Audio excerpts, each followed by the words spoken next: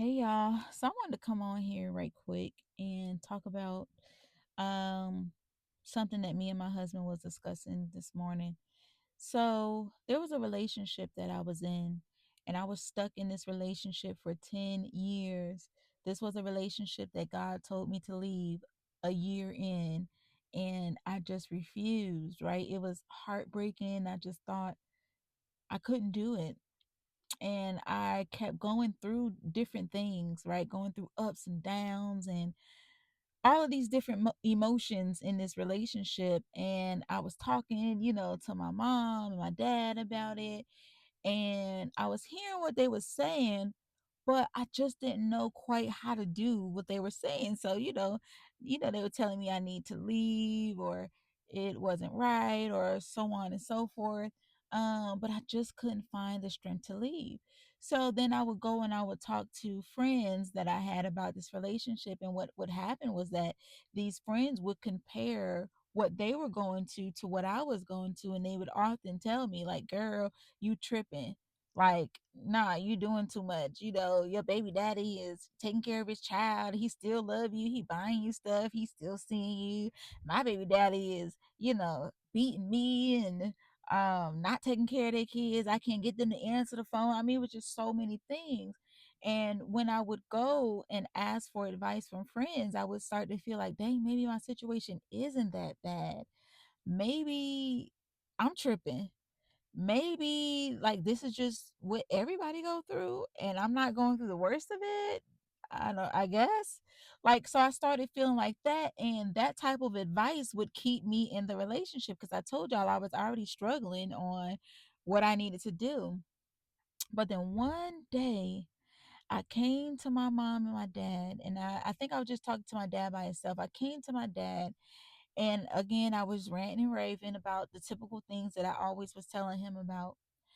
And one day my dad said, "You know what the problem is?" And I'm thinking that he going to tell me that the problem is this person again, right? Because that's who's always the problem. And my dad told me, he said, "You got low self-esteem." Excuse him, Mom? I got low self-esteem? Now, mind you, at this point in time, I'm thinking low self esteem means that like you think you ugly, like you don't like your body, you don't like the way you look. I'm thinking that that's what it meant. And my dad told me, he said, no, he said, you have low self esteem because you keep allowing this person to treat you any type of way. And he said, and until you get to a point where you're fed up, that's just what you're going to be in. He said, baby girl, I'm going to tell you this. He said, I can guarantee you right now, you might, my dad always say, you think I'm lying, don't you? He said, I can guarantee you right now, you're going to wake up and you're going to be in the same relationship, in the same like stagnancy, in this same like not being content, in this same unhappiness. I think it was like 13 years from now or whatever he said, right? And I was like, so when my dad told me it, I was like, no, like I ain't finna be in it that long. But I had already been in it for 10 years. I had already been in it for 10 years. But what hit me was my dad telling me that I had low self esteem. That hit my pride more than being mistreated, more than being played with, more than being let down and disappointed, more than the toxicness that I was in. That hit my pride when my dad said that you have low self esteem. And when I thought about it after, and I did like some deep soul searching and questioning myself, like, dang, do you really have low self esteem? I absolutely did. See, I looked a certain type of way on the outside, and I could get the guys that everybody thought was good looking, right? Because at that time and being so young, I had some requirements, but one of them was that you definitely had to look good, right? Stupid. And I never thought that I had low self-esteem, although I had been going through so much. But when I sat there and thought about it, I had been in that relationship for 10 years, y'all. It didn't take me but a few more months, I think, if weeks to months. It took me that long or that short of a time till I ended the relationship. I ended the 10-year. reign of terror. And I'm not gonna say reign of terror, right? This person is a sweet person. But they were going through their own issues that I could not solve. I could not love it out of them. I could not. I was losing myself, and baby, I was barren. I was bone dry. I had given that everything that I had to give it, every technique I knew, every way I knew to love, every method of forgiveness. I had given it everything because I really just felt like this person needs love. And I grew up with love. So I have to give them all the love that I have. And then one day they're going to see that I love them so much, and they're going to start loving themselves. And then we can start loving each other. And then life's going to be happy. But it never turned out that way. To this day, this person really still does not love themselves. This person still is lost. This person still has not found God. And this person is quite honestly still in the same predicament they were when we broke up. Now, that was 13 years ago. 13 years ago. Oh, wow. My dad said that 13 years ago, and that person is in the same condition they were when I left 13 years ago. And I had been dealing with that 10 years prior. So that's 23 years of the same cycle. And what I said about that was that when my dad told me the truth, it set me free. So my husband was saying, yeah, but when some people find out the truth, he said it caused them to go in depression. It may cause them to have suicidal thoughts. And I said, yeah, I can see that. I said, but for me, it did not cause me to go in depression, but it caused me to look at myself in a different type of way, see what I was accepting was wrong, because I always had this mindset that you will get rewarded for your endurance or your perseverance or your longevity in a situation. That if you just deal with it long enough, if you just love this person strong enough, if you just do all the things, that is going to work out for you. Like, you're going to have a happy ending. And I learned that because I grew up seeing my mom endure. I saw her persevere, and I saw her do it with a smile on her face. If my mom was angry or unhappy, I didn't see it. And I do understand that as a woman, she tried to keep us from that, to seeing her hurt and her pain. And I'm sure she cried behind closed doors. But when she stepped out of that bedroom in the morning, she was singing songs to me and my sister to wake up. I'm gonna tell you the song. She would say, Shanique and Lita, Shanique and Lita, what a wonderful way to wake up in the morning. Like, I had that type of mom. Like, my mom was Mary Poppins. My mom would literally sing us awake. So, the typical, like, I don't sing my son awake. I said, Elijah, it's time to get up. And if he don't get up, stop playing with me. Get up. But my mom literally would sing us awake. Like, for real. That's no lie. And so I just saw my mom persevering, regardless of what she was going through, regardless of the craziness that we saw in our household. My mom was just like acting like it didn't exist. And I was thinking to myself, and I know that it very much did exist because I was my mom's mini me. But what ended up happening for me was I learned to persevere through toxicity with a smile. I learned that even though you may be being mistreated or harmed in some way, that just keep going, right? Now, typically in trials and tribulations, and when you're going through stuff, you do have to keep showing up. You do got to get up with a smile. You do, have to go through that. But the other part of that I didn't learn was what happens when you can't get up with a smile. What happens when your heart is broken? What happens when this chaos is going around you? How do you stop it? What do you do? I didn't know how to leave or how to do anything different. And of course, it may be just as easy as y'all saying, well, yeah, just get up and leave. Well, if that's the case, then nobody would have to go through anything. People wouldn't stay in domestic violence relationships. People wouldn't be getting killed. People wouldn't stay, in places that no longer serve them for longer than they needed to. If everybody just knew to get up, that's something that you learn because you value yourself, you value your time, you value what you have to give. But if that's not something that you're taught or it's not necessarily modeled, you don't know how to do that. And I didn't know how to leave. And again, my dad said, baby, you have low self esteem. And it woke me up. Out of all the talks my mom and dad had with me, that woke me up. So I wanted to encourage you all today to start asking God, what is the truth? Because a lot of times we stay in these situations and we feel like, oh, this person dogging me out, or this, I ain't never got no money. I'm living paycheck to paycheck, or I can't never get ahead, or it's my circumstances. It's because I ain't got no car. It's because. But sometimes it's because of us. It's because of the choices that we make. It's because we are running from pain. That's why we don't want to make those hard decisions, because we are running from something that we don't want to face. I did not want to face coming from or having my daughter in a broken home. So I dealt with pain. I dealt with all types of stuff with a smile on my face, hoping that I would be able to provide her with something that I didn't have growing up, because I came from a home where it was broken and I didn't know how to go about that. I still was able to see my dad. My dad was able to pick me up and so on and so forth, but it was just different.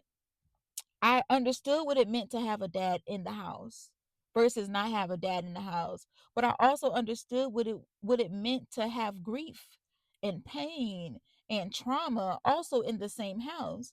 And I didn't, as a child, I didn't know how to quite deal with all that I was witnessing and all that I was seeing.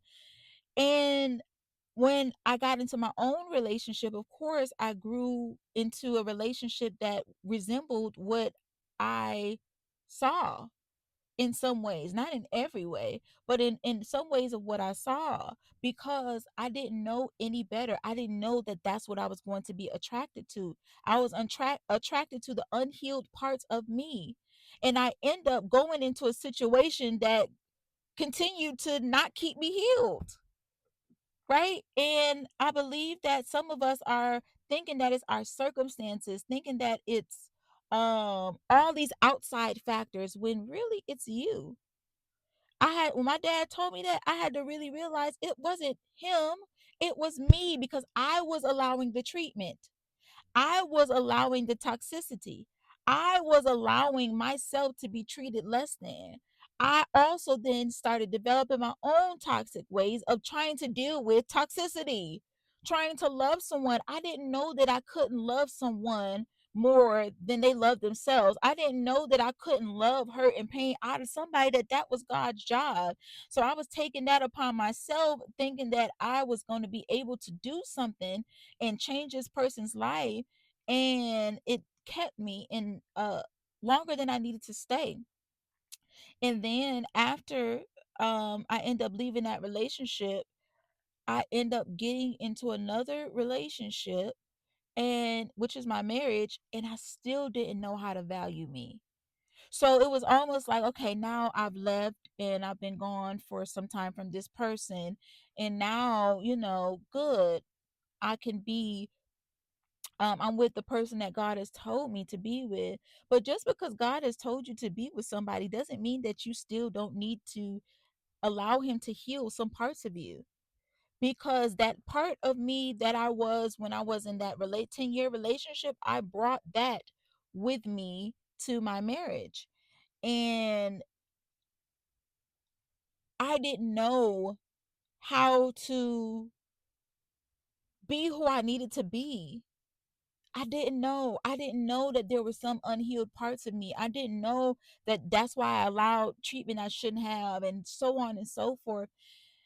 And it just made me think that we have to get out of this misconception that when you that when you move from relationship to relationship, that the parts of you that are unhealed are magically going to be healed in the next. It's not, if you don't allow God to speak the truth to you. See, I thought it was all okay, it's just that relationship, but there were parts of me that weren't healed from my childhood. There were parts of me that didn't even like men.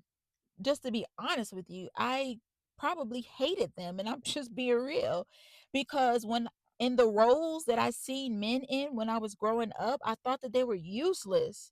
Like, because to me, men only brought pain. That's it.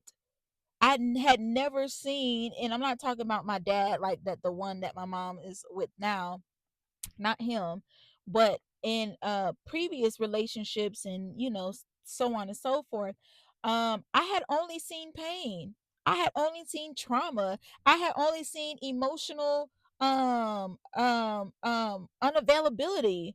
I had only seen men not being accountable. I had only seen men just coming and going and disappearing, and they weren't there. They were there with money, but they weren't there with heart. They weren't there with emotion, and they were a weekend dad. Like, and I needed them more than that. And I grew up seeing so much, and I took it in, and I took it in, and I harnessed it as anger and bitterness, because as a young girl growing up, I just didn't understand why some things were happening. And again, I just didn't see any good men. Now, my uncle, he was a good man, but he was in the military. He was a far memory, because he had his own family and so on and so forth. So I just didn't see any good men. So I thought that all men were like this.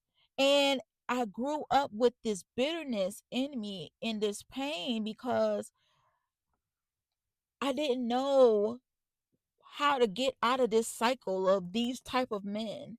Um and I just wanted to protect myself as much as I could, but also not even knowing what I need to protect myself from, right? Naive in a lot of ways, and thinking, missing, just I'm telling you. So, anyways, y'all, you really have to ask God to tell you the truth, because I think that a lot of us spend so much time thinking that it's other factors outside of us, or it's other people, or it's our job, or it's this and it's that. We can't get ahead, so on and so forth. When really, it's not even those things. It's you, because you are the common denominator in those things. You can change your job. You can change that relationship by leaving it. You can change, what you don't like. If you're overweight, you can change it by what you're eating. If you don't like your hair, you can watch YouTube and learn to do hairstyles. If you feel like you don't know how to dress, then you, like, whatever it is that you feel like you don't have, or you don't know, or you wish you could do, you could learn those things if you wanted to. But nobody's going to come and take your hand and do those things. And I believe that God wants us to see the truth, not so that we can be hurt, not so that we can feel condemned, not so that we could, want to run away from ourselves, but so that we can run to God to heal us of those things, the reasons that is keeping us stagnant in life, the reasons that we're not where we want to be, the reasons why we can't be disciplined, the reasons why we keep finding these type of relationships no matter who the person is, right? The reason why we keep making these decisions and these choices even though we want to do better. In the word, it says that every time that I want to do good, evil is near, evil is present. So that's always going to be present, but you got to work through it. But you can't work through it by covering up. You cannot work through this pain by, using substances, or using sex, or using people, or using material possessions, or using your looks, or using your body. Those are all temporary fixes. But at the end of the day, when those people leave and your body goes, and those material possessions are not, you know, new anymore, you're going to continue to strive to look for things until you come and you face God. And facing God means to face yourself, because God is not going to placate the areas in you that are in lack, that are in sin, the areas in you that are unrepentant, because you just want to continue to live the life that you want to. God is going to confront you on those issues, but I'm telling you, he does it so beautifully. When God was telling me about myself when I really decided to start serving God for real, God never called me what society would call me. God never called me a murderer. God never called me a hoe. God never called me a thief. He never called me a liar. He never called me any of those things. God called me his daughter. He called me his daughter. And what God would do was he would address the root of the issue with me. He would never call me out and like say, "Yeah, I told you about that. I told you stop, sleeping around. I told you, about that abortion. I told you." God didn't do that. Now, I knew that I was those things, but God had forgiven me for those. And it wasn't a moment of just being proud, but it was a moment that I can be restored, that I wasn't my mistakes, that things could change for me, that the truth really did set me free. Because now, if anybody ever tried to come out and say, "Oh, yeah, I remember how you used to turn up and how you used to drink with shots, and I remember who you used to date, and I remember who you slept with," and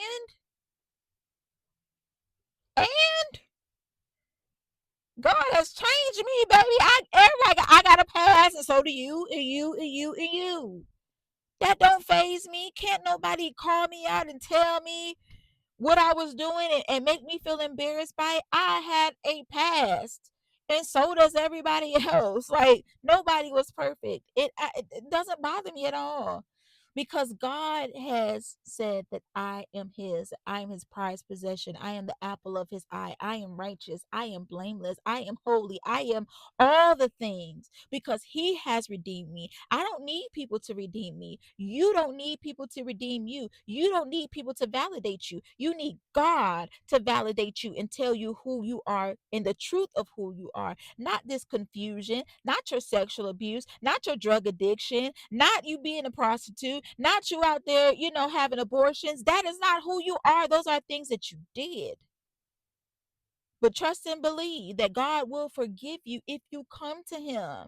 And he will tell you the truth and the root about why you did those things. Because it's not surface level. We do things because of hurt and pain, and we disguise it as all of these different things. But really, it's because we have unhealed areas in us that we just have not allowed God to heal.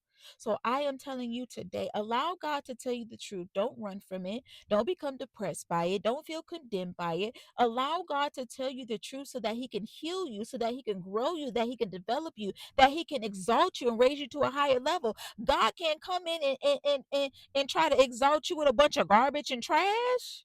He wants to clean you out. He is a holy God. He lives in you, but he's not going to live in you with all of that mess. You've got to release it to him. You have to release it to him. It has to happen. God can't just come in and inhabit your mess and then there be no change.